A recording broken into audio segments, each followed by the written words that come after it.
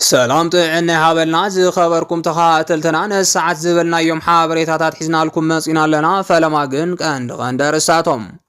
ጌታቸው ረዳ ናብ አዲስ አበባ ዝኸደሉ ምክንያት ህድማ ከም ዝኾነን ጠቕሊሉ ካብ ከተማ መቐለ ምውፁን ዝገልጽ ዜና ተዘርጊሑም ሰለልቲ ሻዕብያ ንጀነራላት ኢትዮጵያ ካብ ሑመራ ጨውዮም ከም ዝወሰዱ ተገሊጹም ሻዕብያ ኣብ ትግራይ ከተማ ዓዲግራት ከም ዘሎ ትግራዋይ ኣቦ እምበር ሓቢሩም ግብፂ ንሕወሓት ኣየራት ውግእ ክትህብ ምድላዋ ናይ ብልጽግና ሚድያታት ሓቢረን እዚኦምን ካልኦትን ኣለውና ሕጂ ድማ ናብ ዝርዝሮም ጌታቸው ረዳ ናብ አዲስ አበባ ዝኸደሉ ምክንያት ህድማ ከም ዝኾነን ጠቕሊሉ ካብ ከተማ መቐለ ምውፁን ዝገልጽ ዜና ተዘርጊሑም ኣብ አዲስ አበባ ንስራሕ ምክንያት ከም ዘሎ ዝተነገረሉ ፕሬዝዳንት ጌታቸው ረዳ ኣብ ትግራይ ብዘለው ሰባት ሃዲሙ ከም ዝኸደ ተገይሩ ይግለጽ ኣሎ ይኹን እምበር ፕሬዝዳንት ጌታቸው ረዳ ኣብ አዲስ አበባ ጻንሒት ምስ ዝተፈላለዩ አካላት ይገብር ምህላው እንዳተቃለሐ ይርከብ በመሰረት ዚ ድማ ሕብረት አውሮፓ ምዝርከዎም ሽዱሽተ አምባሳደራት ዝተፈላለዩ ሃገራት ብዛዕባ ህልው ኩነታት ትግራይ መብርሂ ከም ዝሃበ ኣፍሊጡሎም ፕሬዝዳንት ጌታቸው ረዳ ምስ አምባሳደራት ሕብረት አውሮፓ ናብ አዲስ አበባን ምስ አምባሳደራት ሃገራት እንግሊዝ ፈረንሳይ ጣልያንን ተራኺቡ ብዛዕባ ህልው ኩነታት ትግራይ ኣድሂቡ መብርሂ ከም ዝሃበን ከም ዝተዘራረበን ኣብ ኤክስ ዕላው ገጹ ኣብ ዘርግሖ ጽሑፍ ገሊጹ እዩ ኣብ ትግራይ ተፈጢሩ ዘሎ ወጥሪ ሰፊሕ መብርሂ ድሕሪ ምሃቡ እቲ ወጥሪ ናብ ዝኸፍአ ጠርዝን ካብ ቁፅር ወጻኢ ቅድሚ ምርሑ ብቁልጡፍ ኣእዳዎም ሓዊሶም ንመፍትሒኡ ክነጥፍውን ሓቲቱሎም እዚ ድማ ንሕወሓት ከም ዘቆጥዐን ጌታቸው ረዳ ኣብ አዲስ አበባ ሃዲሙ እውን ዓሪፉ ኮፍ ኣይበለን ንዓና ከውቅዕ ይሰርሕ ኣሎ ንኽብሉ ምክንያት ከም ዝኾኖምን ንምርዳእ ተኻኢሉ እቶም ብጌታቸው ገለጻ ዝተገበረሎም አምባሳደራት ሕወሓት ንምጥንቃቕ ኣብ ምንቅስቓስ ምህላዎም ድማ ንምፍላጥ ተኻኢሉ እዩ በኻልእ ዜና ድማ መንግስቲ ግብፂ ንወኪላት ሕወሓት ናብ ኤርትራ ጻውዒት ከም ዝገበረ ተሓቢሩ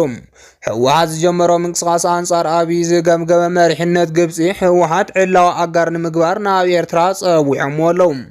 ኣብ ኣስመራ ምስ ወኪላት ሕወሓት ንምርኻብ ትልሙ ከም ዝኾነ ድማ ዝወጽ ዘለዎ ሚስጥራዊ ዜናታት የመላኽቱ ብመሰረት እዚ ድማ ግብፂ ንኣቦ እምበር ሕወሓት ዶክተር ደብረጽዮን ደብዳቤ ከም ዝለኣኸት ዝገልጽ ዜና ተዘርጊሑም ቅድሚ ሕዚ እውን መዓልቲ ምስረቱን ምጅማር ቃልሲ ህዝቢ ትግራይን መበል 50 ዓመት ዘኽበረ ውድብ ሕወሓት ድማ ደብዳቤ ካብ ግብፂ ከም ዝተቐበለ ሚድያታት ፌደራል ክገልጻ ጸኒሐን እየን ብብሔራዊ ድሕነት ናይቲ ሃገር ዝውነን ብርክት ዝበላ ናይ ግሊ ዝመስላ ሚድያታትን ኢትዮጵያ ብዛዕባ ዶክተር ደብረጽዮን ሓድሽ ሓበሬታ ከቃልሓ ተሰሚዐን እየን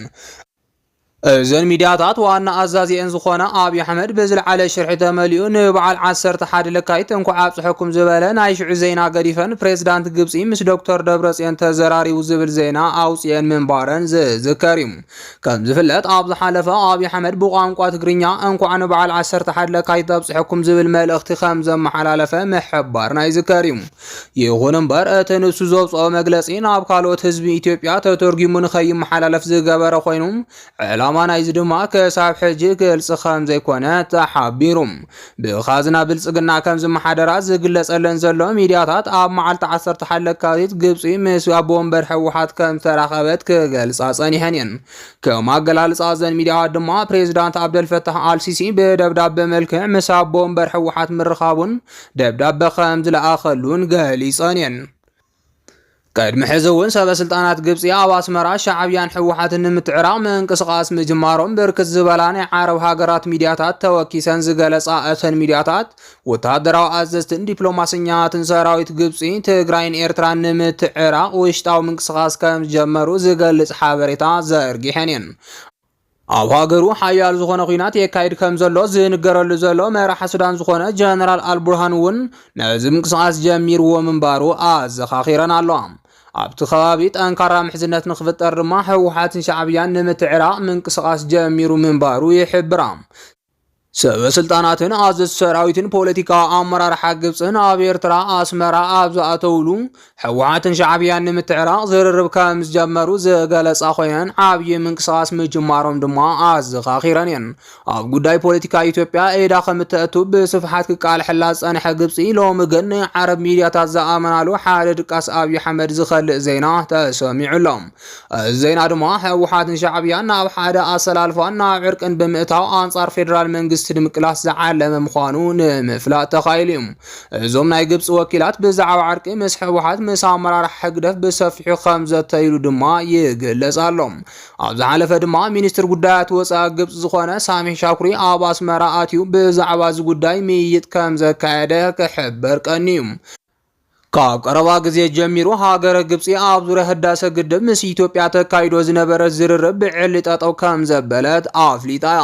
ኣብ ዝሓለፈ ኣዋርሕ ድማ ሚኒስትር ጉዳያት ወፃኢት ሃገር ዝኾነ ሳሚሕ ሻኩሪ ናብ ኤርትራ ከም ዝኣተወ ምሕባርና ይዝከር ብተወሳኺ እውን ቅድሚ ኣዋርሕ ኣቢሉ እውን መራሒ ሃገረ ሶማልያ ዝኾነ ሓሰን ሼክ መሓመድ ኣብ ኣስመራ ከም ዝነበረ ዝፍለጥ እዩ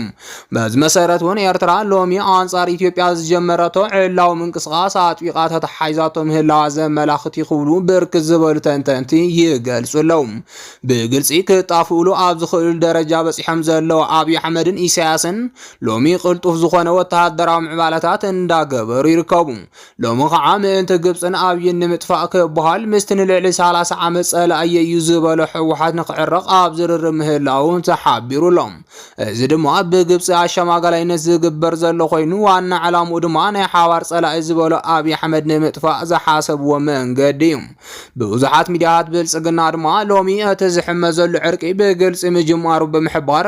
ትሕዝቶ ዘይተፈልጠ ደብዳቤ ፕሬዝዳንት ግብፂ ናብ ዶክተር ደብረፅዮን ተላኢኹሎ ብምባል ፀለመአን ጀሚረን ኣለዋ ብተወሳኺ እውን ክልላዊ መንግስቲ ንምቁፃር ምንቅስቓስ ዝጀመረ ሕወሓት ወኪላቱ ናብ ኣስመራ ልኢኹ ምስ ወኪላት ግብፂ ክራኸብ ሕቶ ከም ዝቐረበሉ ይሕበር ኣሎ በዚ ዜና ድቃስ ሰኣኑ ልዕሊ 1 ሚልዮን ተጋሩ ዘጨፍጨፉ ናይ ብልፅግና ሰባት ድማ ግብፂ ንሕወሓት ኣየራት ከይተረፈ ክትህብ ተስማዕሚዓላ ክብሉ ይኸሱ ኣለዉ ትግራይ ምስቲ ዘለዋ እግረኛ ዘበናዊ ኣፅዋር ኣዕጢቕካን ሓይሊ ኣየር መስሪታን ንዓና ብሳልሳይ ኢድ ኮይና ክትወግአና ተዳልያላ ብምባል ንትርክብ ሕወሓት ግብፅን ኤርትራን ብኩሎም ሚድያታት ኢትዮጵያ ክቃላሕ ይገብርዎ ኣለዉ ሰለልቲ ሻዕብያ ንጀነራላት ኢትዮጵያ ካብ ሑመራ ጨውዮም ከም ዝወሰዱ ተገሊጹ ኣብ መንጎ መንግስታት ኤርትራን ኢትዮጵያን ብዝተኣተወ ሕማቕ ርክብ ክልቲአን ሃገራት ዳግም ቅድሚ ዓመታት ናብ ዝነበሮ ሕማቕ ርክበን እንዳተመለሳ ከም ዘለዋ ተሓቢሩ ኣሎም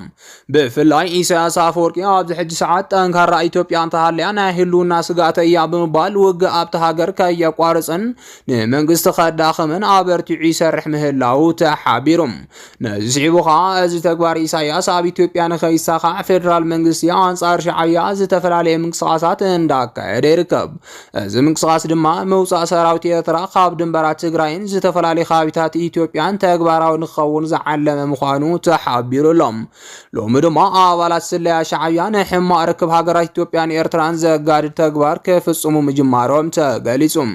ካብዚኣቶም ከዓ ኣብ ልዕሊ ሓይልታት ጸጥታ ኢትዮጵያ ዝግበሩ መቕተልትን ምዕፋንን ብሰራዊት ሻዕብያ ክፍፅሙ ከም ተጀመረ ንምፍላጥ ተኻኢሉ በዚ መሰረት ድማ ሰለልቲ ሻዕብያ ኣብ ሑመራ ዝነበሩ ኣዘዝቲ ጀነራላትን ኮሎኔላትን ሰራዊት ኢትዮጵያ ዓፊኑ ናብ ኤርትራ ምውሳዱ ተሓቢሩ ኣሎም እዞም ኣዘዝቲ ሰራዊት ኢትዮጵያ ከዓ ቅዋሞም ኣንጻር ሻዕብያ ምንባሮምን ካብ ዝነበርዎ ናይ ስራሕ ቦታ ብሻዕብያ ምዕፋኖምን እንዳተሓበረ ይርከብ እዚ ከዓ ዝኸፍአ ውፅኢት ከም ዝህልዎ ምስ ፌደራል መንግስቲ ቅርበት ዘለዎም ኣካላት ገሊፆም ኣለዉ ነዚ ስዒቡ እውን ኣብ ቀረባ ርሕቐት ኦም ሓጀር ዝርከቡ ካምፕ ሰራዊት ሻዕብያ ኣብ ሓደጋ ፌደራል መንግስቲ ከም ዝኣተዉ እንዳተሓበረ ይርከብ ብኻልእ ዜና ድማ ሰራዊት ኤርትራ ኣብ ቀጻላይ ቀዳምን ሰንበትን ናብ ትግራይ ከተማ ዓዲግራት ናይ ምእታው ፕሮግራም ኣለዎ ዝብል ዜና ካብ ተጋሩ ተሰሚዑ ብፍላጥ ይኹን ብዘይፍላጥ ሕወሓት ንቃወም ኢና ዝብሉ ተጋሩ ኣብዚ ሕጂ ሰዓት ኣዝዩ ሓደገኛ ዝኾነ ዜና እንዳቃልሑ ይርከቡ እቲ ዜና ድማ ካብ ጸላእቲ ቀዲሞም ሕወሓት ምስ ሻዕብያ ርክብ ከም ዝጀመረትን ሓቢራ ምስራሕ ምጅማራን ብዕሊ ኣብ ሚድያታት ክገልጹ ጀሚሮም ኣሎም እዞም ፍሉጣት ተጋሩ ብስምዒት ይኹን ኮነ ኢሎም ዘቃልሕዎ ዘለው ዜና ዘምጽኦ መዘዝ ኣብ ልዕሊ ትግራይ ዝለዓለ ምዃኑ ድማ ይሕበር ኣሎም ብፍላይ ከም በዓል ሓላፊ ውድብ ባይቶና ዝኾነ ኣይተ ክብሮም በርሀ ኣብዚ ሕጂ ሰዓት ኣብ ትግራይ ዘለዎ ወጥሪ ሻዕብያውን ብዕሊ ከም ዝተሓወሶ ይገልጽ ምህላው ንምዕዛብ ተኻኢሉ እዩ بمسارات نسوز حبرد ما أبز حلفة أو عد جراس تخيل أوبريشن مش شعبي أخوينا بينفس إمام مخبل نحو حز وقص خوينهم أبناء ولكم حبراوي موي ودما ناي إرترا سراويت أوبريشن انتصار حزار مثل الزبل تخكل زي كونا مثل خامزك على حام عزاب كيلنا ينام ይኹን እምበር እቲ ሓበሬታ ሓቂ ከም ዘይኮነን ናይ ሓደ ህዝቢ ትግራይ ክመርሕ ይኽእል እየ ዝብል ፖለቲካዊ ውዳበ ኣቦ እምበር ዝኾነ ሰብ ከምዚ ዓይነት ሓበሬታ ምርኣይ ድማ ንብዙሓት ተጋሩ ከም ዘሕዘነን ንምርዳእ ተኻኢሉ እዩ። ይኹን እምበር ሎሚ ድማ ሻዕብያ ኣብ ዝመፁ ዘለዉ ቀዳምን ሰንበትን ናብ ዓዲግራት ከም ዝኣቱን ምስ ናይ ትግራይ ጀነራላት ብዕሊ ከም ዝራኸብን ይግለጽ ኣሎ። እዚ ዘይስሩዕ ሓበሬታ ድማ ምስ ሰራዊት ትግራይ ተራኺቦም ኣብ ማእኸል ትግራይ ድፋዕ ክሕዙ ከም ዝግበር ይግለጽ ኣሎ።